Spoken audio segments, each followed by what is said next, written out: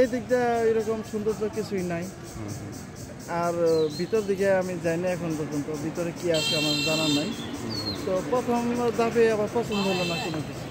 মানে আপনি কি আশা করে আসছিলেন এখানে এসপি পার্কে? আসছিলাম বাচ্চা পোলাপান নিয়ে একটু খেলাধুলা করবো, একটু বসবো চেয়ার মধ্যে।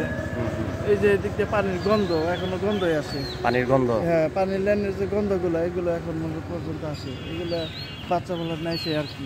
আপনি আসছেন সখীপুর থেকে, আসলে আপনার ওই দিকে গেছেন, ভিতরের দিকে গেছেন?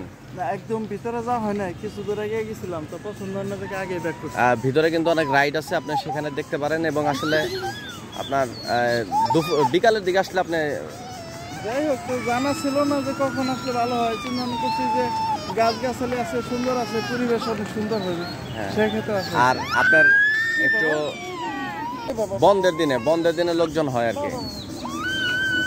আচ্ছা, আচ্ছা, ওকে, থ্যাংক ইউ। ওকে, এখন